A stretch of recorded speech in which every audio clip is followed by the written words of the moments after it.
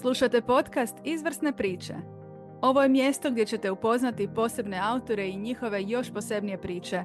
Otkrićemo vam priču iza priče, onu o ideji, o nastanku i stvaranju priča koje obožavaju i mali i veliki. Usudite se, usmjerite svoj pogled u drugi svijet i otkrite izvrsne priče koje vas tamo čekaju. Krenimo!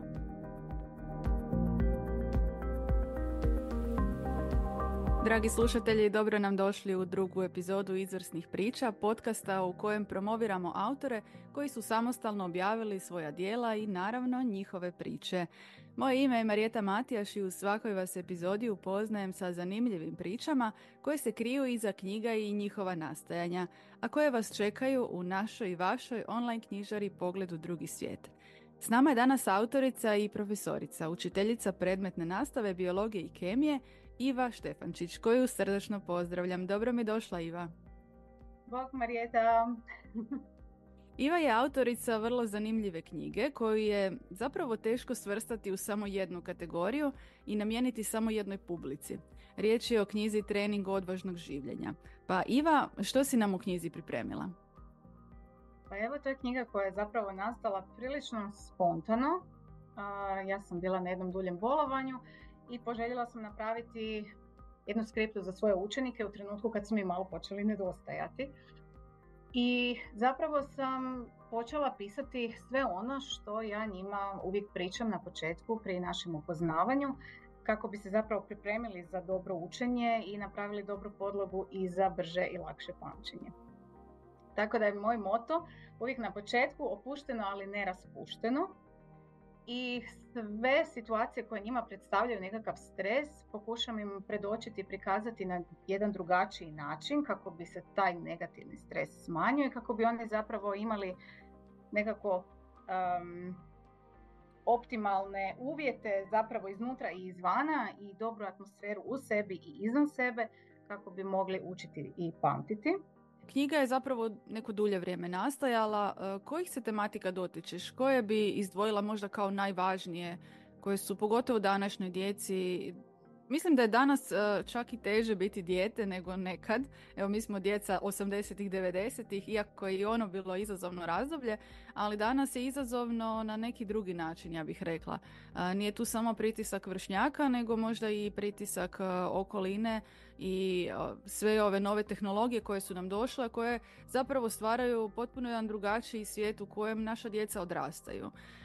Koja je zapravo bila tvoja prva namjera, prvi cilj i ono što sam i prije spomenula, dakle koja bi bila nekakva najvažnija tematika koju bi izdvojila iz svoje knjige? Pa evo, dakle njima zaista oni se susreću sa jako puno toga u isto vrijeme. Izloženi su zapravo u tom svom nekakvom, ajmo reći, krhkom razdoblju, mišljenjima okoline, medija, sve im je dostupno, sve prisutno. U svakom trenutku oni mogu pogledati koji su trendovi u trenutku nekako u toku što se tiče apsolutno svega. Od toga koja je škola najbolja, od toga što se treba nositi, što se treba slušati i tako dalje. I vrlo im je zapravo teško pronaći nekako sebe u svemu tome. Mm-hmm. I ono što je meni nekako glavna misija zapravo ove knjige, pokazati im da su u redu točno takvi kakvi jesu, da su s razlogom točno takvi kakvi jesu, da ne moraju kopirati nikog drugog, nego da jednostavno lepezu raznih trendova koriste za sebe. U smislu da uzmu od svega onoga što je za njih u redu, ono što rezonira s njima, sve ostalo da jednostavno ostave, jer ne moramo svi pratiti apsolutno sve, nego moramo biti autentično svoji. Knjiga je zapravo podijeljena znači na dva glavna nekako dijela. Prvi se tiče dakle tih tema kao što su recimo usmeno odgovaranje, prezentiranje, pisane provjere, metode učenja, što kada nas netko možda ogovara, prihvaća, što kada im se dogodi blokada na satu ili prilikom prezentiranja, ona poznata kod kuće znam sve, ali u školi sve zaboravim. Svi smo to doživjeli. Pa zatim, ne znam, mitove o pubertetu rušimo, kako bi se oni u svojoj koži osjećali bolje, kako ne bi mislili da je nešto loše u vezi s njima, zato što se vrlo često na krive načine interpretiraju u medijima biološke teme razne i djeca zapravo imaju jako puno srama vezanog uz svoju osobnost, uz svoj izgled, uz prirodne i normalne procese koji se odvijaju u njihovom tijelu. I vrlo često se stvara i veliki pretisak vezan za upise u srednje škole, gdje se nekako opet na krivi način, rekla bih, sudim se reći, interpretira što je dobra ili nije dobra škola, gdje se opet gubi ona individualnost, gdje svaka škola je dobra škola ako ju mi dobro iskoristimo za sebe i za razvoj svojih prirodnih vještina, talenata, nekakvih afiniteta i tako dalje, jer mi smo s razlogom drugačiji i tu smo da se međusobno podržavamo i da budemo različiti i da ne moramo svi znati sve. I ja u razredu vrlo često kažem, ja prva ne znam sve, znači nemamo ono klasično probijanje granica pod navodnicima gdje sad oni pokušavaju onako takozvano rušiti moj autoritet, jer ja odmah kažem, ja nemam znači autoritet u svim područjima. Ja ne znam sama popraviti cijevi kod kuće, mislim, i ne moram znati, ali ako netko od njih znači će se baviti tim poslom, očekujem da se time bavi najbolje što može, da bude odgovoran u svom poslu, da bude stvarno savršen koliko god dakle može biti, u smislu da se daje na jedan autentičan način dakle, u bilo što rade. Pa tako i upis u srednju školu bi trebao biti nekako odraz individualnog stanja, nazovimo to tako, a ne nekakvih medijskih natpisa u kojima se promovira svega nekoliko škola kao najbolje. Nigdje ne piše najbolje za koga. I to je ono gdje sad mi mislimo opet da moramo biti u trendu, pa svi ići u istu školu, pa svi imati isti program. A mislim da je to daleko od onoga čemu bismo trebali težiti. Jer kad smo mi u redu sa sobom i kad mi čujemo sebe iznutra i kad se mi ne sramimo ničega što mi jesmo, onda zaista možemo živjeti ono što je nekakva naša misija. Pretpostavljam da su tvoja djeca, odnosno tvoji učenici već pročitali knjigu Što kaže na ovaj prvi dio, koji je namijenjen baš njima. Pa evo, nekoliko njih se javi i njima je to sve poznato i drago im je što im je poznato, jer su sve te teme čuli u svojoj učionici i oni se sada, većina njih je sad već, znači su ili srednja škola ili već fakultet, njima je to što smo mi pričali na satu uvelike pomoglo da se lakše snađu u društvu, da lakše zadrže sebe u svim tim nekakvim previranjima, kaotičnim možda situacijama, očekivanjima okoline i slično. I ja sam baš jako ponosna na njih i od njih zapravo imam jako veliku podršku i to mi je jako drago i ovim ih putem moram pozdraviti zato što one znaju koliko mi užasno puno znače.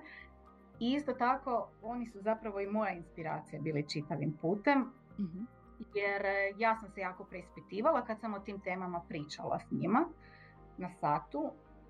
Znači oduzimam možda od onog svog dijela sata gdje bih možda trebala napraviti nešto što se očekuje više iz kurikuluma samog, a ja sam ga silom željela proširiti, jer djeci zapravo ne treba skraćivati gradivo, oni su jako pametni, njima treba dati razloge zbog čega to uče. I meni je najdraže pitanje kad me neko u učionici pita, profesorice, što će nam ovo u životu? Odlično, znači da se ima, jer ako ne možemo naći poveznicu sa svakodnevnim životom, onda zaista nećemo imati tu unutarnju motivaciju bilo što naučiti. Tako da sva pitanja, pa evo i takva koje bi netko nazvao provokativnima, zapravo su dobrodošla u učionici. Učionica mora biti mjesto propitkivanja, mora biti mjesto razvoja kritičkog mišljenja i meni je sasvim u redu da se oni osjećaju dovoljno slobodno pitati, da ja znam da će to jednoga dana biti ljudi koji se neće bojati pitati bilo koga, bilo što. Na jedan pristojan i kulturan način, ali biti svjestan da je u redu postaviti pitanje i da oni zaslužuju dobiti odgovor. Adekvatan odgovor, naravno, i argumentiran odgovor. Tako da učimo se Tu dolazimo do drugog dijela knjige. Znači prvi dio namijenjen je učenicima svih, ja bih rekla, dobnih skupina. Dakle, i od onih najmanjih i od onih najstarijih. Možda najveći benefit imaju upravo djeca nekakvog starijeg osnovnoškolskog uzrasta, pa srednjoškolci tu negdje, jer oni već ulaze polako u život i znaju, možda se i susreću već sa nekim primjerima koje spominješ u samoj knjizi, kao što je odgovaranje, usmeno odgovaranje, kojeg nije toliko zastupljeno možda u nižim razredima, ali u svakom slučaju knjiga je, barem taj prvi dio koji si namijenila upravo učenicima, daleko koristan zapravo svim generacijama, svim uzrastima, čak i onima koji su možda završili fakultete, ali još uvijek nekako imaju te ja bih rekla zadrške oko nekih pitanja o kojima si pisala u knjizi. Ali sada me zanima onaj drugi dio, a to je drugi dio knjige koji je namijenjen odraslima, i to prvenstveno nastavnicima koji dijele taj isti prostor s učenicima, dakle tu učionicu, ali ja bih rekla taj dio je namijenjen pomalo i nama roditeljima. Što si nam pripremila u tom drugom dijelu? Evo, ovaj drugi dio, to su crtice iz učionice. Moje priče iz različitih učionica, s obzirom da sam različitim školama, u kojima sam zapravo opisala situacije u kojima sam autentična, djelovati autentično i što je proizašlo iz toga. Te naše dozvole, kad se mi dopustimo biti prave verzije sebe. Vrlo često se nekako čuju nekakvi prijedlozi iz okoline, što se očekuje, kakvi bi trebali biti roditelji i učitelji, i postoji li uopće nekako ta definicija savršenog učitelja, nastavnika, roditelja. I ja bih zapravo željela malo i tu dovesti i nama, dovesti nas u to nekako stanje opuštenosti, da mi možemo i smijemo biti točno onakvi kakvi jesmo, jer točno takvi kakvi jesmo smo s razlogom. I kad odlučimo biti autentični, i tu mislim zaista donijeti cjelovite verzije sebe pred te mlade pametne ljude, onda to znači da se moramo susreti sa različitim dijelovima sebe. I vrlo često s nekakvim, s nečim možda o čemu nam je teško govoriti, sa iskustvima koja su nas oblikovala na možda nekakve tužne i ne tako možda lijepe načine. Isto tako ona iskustva koja su nas razveselila, koja su nas motivirala, koja su nas punila entuzijazmom, sve je to dio nas i sve su to naše priče. I kad kažem da sam ja autentična u učionici, mislim da ću vrlo često neke stvari koje sam ja naučila iz života prenijeti u gradivo, povezati sa gradivom kako bi oni vidjeli poveznice. Mm-hmm. I tu sam ja na početku isto imala dosta, sam se borila sama sa sobom, jer mi nismo zapravo nekako, ajmo reći, istrenirani biti ranjivi u svakom svom nastupu i pristupu. I ja sam jako željela, dakle, to postići zato što osjećala da to trebam izgovoriti. I onda bi ja tako iz sata u sat nešto ispričala, nešto rekla i na taj način zapravo gledajući njihove reakcije i razgovor koji bi se poveo nakon toga, sam shvatila, aha, u redu, dobro, to ne samo da je u redu, nego je potrebno i nužno. Ja sam 2012. Dobila dijabetes tip 1 I rekao bi možda netko da nema potrebe o tome razgovarati u razredu, međutim mi imamo doslovce lekciju hormonska regulacija u 8. razredu. I osim što sam dakle taj dio njima prepričala iz vlastitog iskustva i pokazala im dakle kako izgleda uživo i jedan senzor i čitač senzora, dakle za mjerenje šećera u krvi, kako izgleda inzulin i slično. Ono što sam im još pričala sam im o svom osobnom doživljaju tog kao same dijagnoze i rekla sam im da sam se ja osjećala kao osoba s greškom. I to mi je baš bilo teško izgovoriti, ali ja sam se u tom razredu osjećala zaista kao kod kuće. To je bio vrlo jedan iskren, neki bi rekli živahan ili buntovan razred, ali oni su bili toliko topli i iskreni. Oni su bili autentični i oni su zapravo meni, ajmo reći, podržali me u tome, držali taj prostor meni da ja napravim korak naprijed u toj nekakvoj autentičnijoj verziji sebe. I oni su prvi razred kojem sam ja ispričala na koji način sam ja to doživjela i koliko mi je vremena trebalo, dakle nekoliko godina, da se u svim aspektima prihvatim i da shvatim da to nije greška i da ja nisam osoba s greškom, da je ta dijagnoza bila jedna važna poruka za mene, da sam se ja pokrenula u raznim smjerovima u kojima sam se oduvijek željela pokrenuti, ali eto možda nije bilo dovoljno poticaja, a ovo je bio vrlo jasan poticaj. Tako da sam kvalitetu svog života na veliko promijenila na bolje, upravo zahvaljujući tom poticaju. I ono što se dogodilo u tom razredu tada i da su ta djeca, slušajući tu moju priču, zapravo su prenijeli na sebe u smislu dosta je njih u tom razredu imalo osjećaj da su oni osobe s greškom iz nekakvih svojih privatnih razloga. Neki su bili vezani za dijagnoze, neki ne. I zaista nam je to bio onako jedan emotivan trenutak gdje sam ja vidjela da su oni sebi dopustili taj teret otpustiti. Znači bilo im je čudno čuti da osoba, jel sa ove druge strane katedre gdje problema navodno nema, ne bi trebalo biti, odnosno kao neko magično mjesto, da sam ja osoba od krvi i mesa, da se usudim to sve ispričati njima i da zaista imaju moje puno povjerenje. Tada su se i oni otvorili i prema sebi i prema meni i mi smo na tom satu toliko toga iskomunicirali, mislim toliko nekakvih krivih uvjerenja uspjeli razbiti i na kraju tog sata ja sam im bila toliko zahvalna što su oni meni dopustili da ja budem ja i mislim da je to bilo obostrano i sa njihove strane jer su kroz suze tog sata na kraju izašli ja mislim s jednim najvećim osmijehom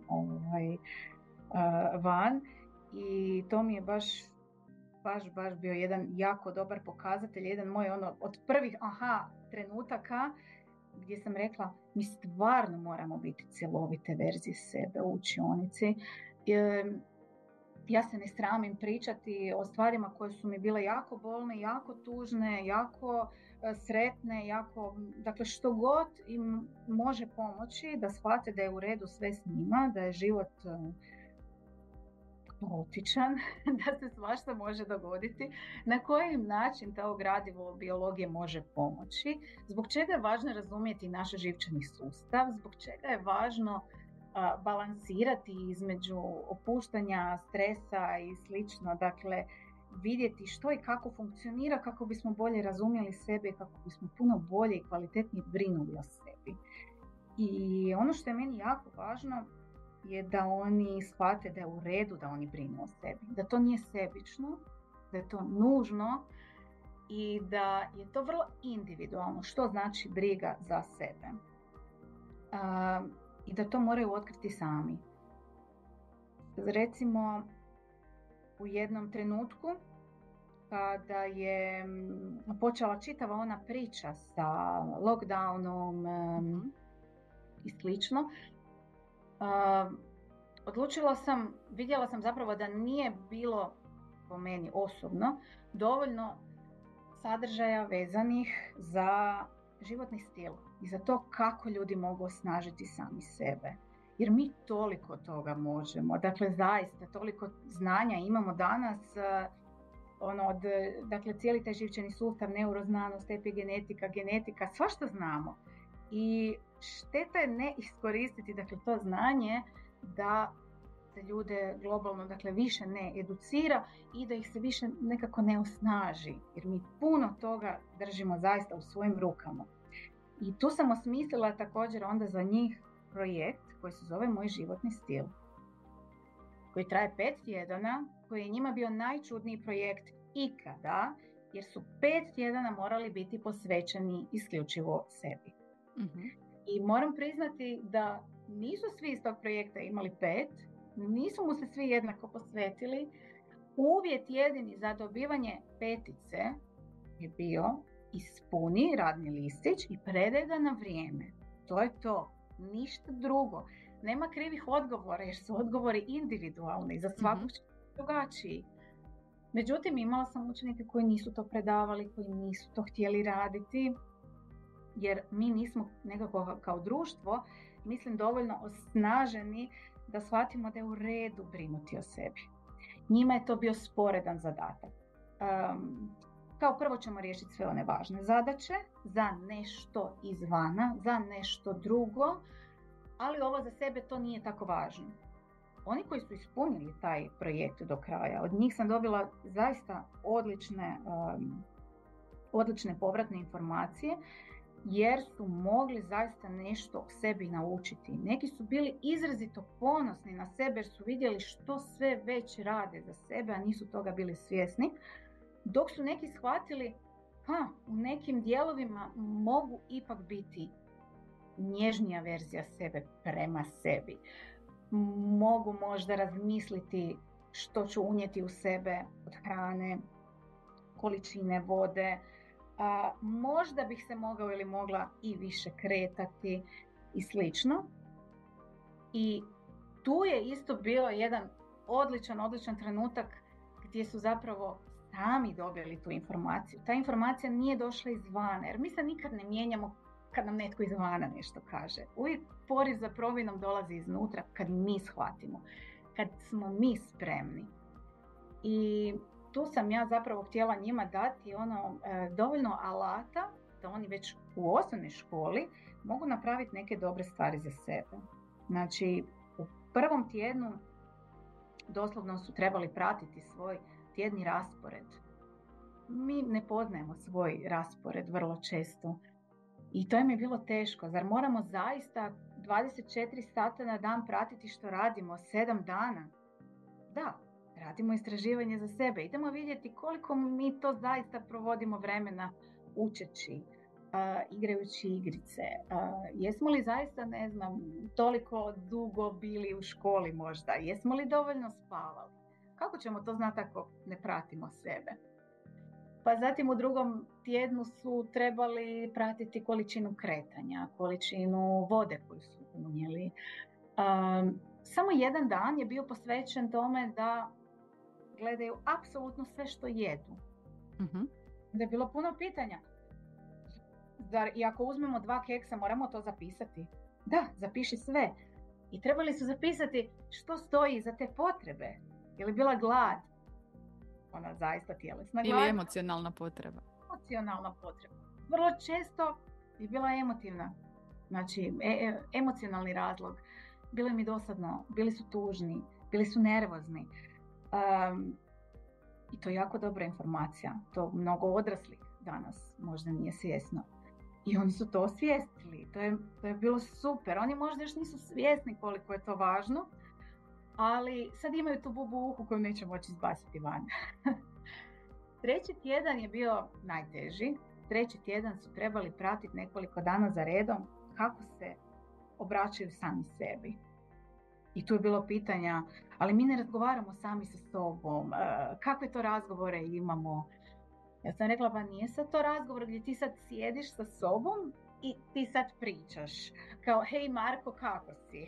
Pa sad Marko odgovara sam sebi. Ne, nego ona prva misao, kad napravimo nešto dobro, što mi smatramo dakle, da smo napravili dobrim, da smo u nečemu bili uspješni. Koja je prva misao koja nam prođe kroz glavu? Bravo, najbolji si, najjači si. Što prođe kroz glavu? Što u trenutku kada nismo bili uspješni u nečemu, što si onda kažemo? Prvo pitanje koje je proizašlo nakon te moje verbalne upute je bilo: profesorice, što ako jako neprimjereno pričamo? Mm-hmm. Što ako smo jako grubi prema sebi? Moramo li to staviti na papir? Ja sam rekla, ja nikome ne pokazujem te papire, slobodno stavite na papir, jer vi to morate vidjeti. Ako vi to zaista izgovorite sebi, pokušajte vidjeti kako se sjećate kad to vidite crno na bijelo. Ajme, baš im je bilo jako teško. I ok, samo su trebali pratiti. Tek u 4. tjednu dobili su smjernice, dakle, za količine vremena koje bismo trebali provesti u spavanju, koliko vode bismo trebali piti, koje su smjernice za njihovu dob, za količinu kretanja, kakav tip kretanja. Znači, sve je to došlo tek u 4. tjednu i morali su to usporediti sa svojim vlastitim rezultatima. Zatim su isto tako kroz 5. tjedan dobili još smjernice vezane za prehranu i isto tako dobili su članke vezane za SMART kriterije, kako kreirati cilj, nešto o našim navikama. Tako da bilo tko odlučio nešto promijeniti, imao je i nekakav način kako to napraviti. Evo, to je onako najkraće moguće što se tiče tog projekta, ali ono što je možda najvažnije iz svega, što su na kraju, kad smo razgovarali u 5. tjednu, u tom 3.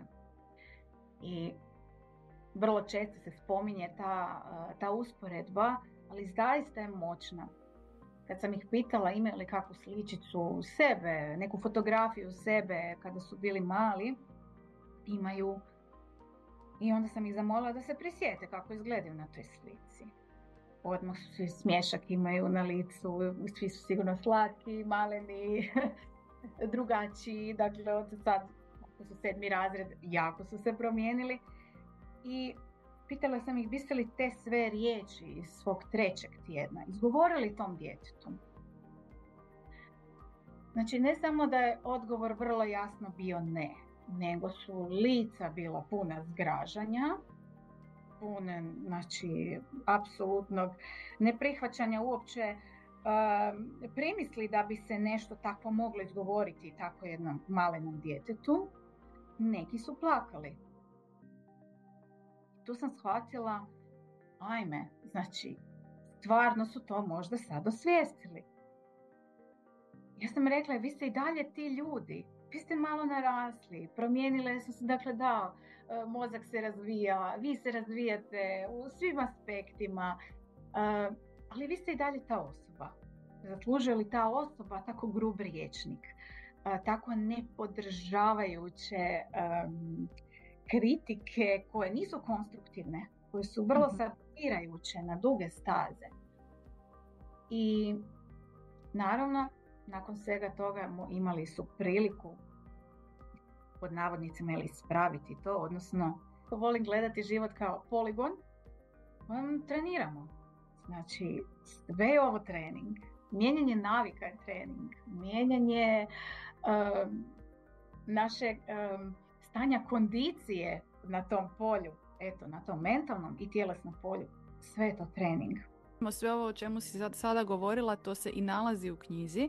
Dakle, cijeli ovaj izazov i svi ovi zadaci o kojima si sada govorila, sve se to nalazi u knjizi Trening odvažnog življenja. I onaj tko želi sebi, a možda i svom djetetu postaviti ovakav jedan zadatak, možda izazov, a možda i nije izazov, možda je ipak samo nekakva checklista da vidimo gdje smo u svemu tome.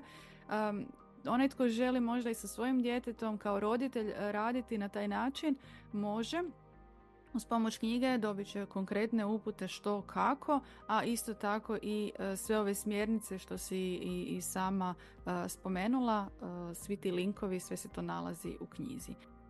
Iva, trenutačno još uvijek radiš u školi, ali gdje ti se može naći? Gdje možemo osim knjige još upiti tvog znanja, tvojih savjeta, preporuka, ideja, razmišljanja? Pa evo, ja sam trenutno aktivna na Instagramu. Dakle, prošle godine kako je izašla knjiga, ja sam otvorila i svoj obrt, pokrenula Instagram, uskoro će biti aktivna i web stranica i newsletter i tom dijelu se jako veselim i veselim se toj većoj komunikaciji sa zajednicom, sa ljudima koji će ili slušati podcast, evo, ili pročitati knjigu ili dio knjige ili se jednostavno javiti nastavno na nekakav post, pitati bilo što. Evo, dakle, za sada Instagram, uskoro web i newsletter, jel, pa se evo veselim naše ove komunikaciji, pitanjima koja će doći.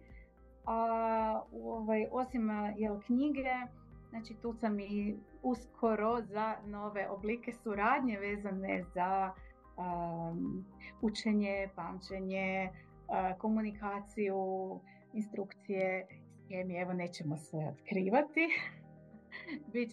Biće sve na stranici.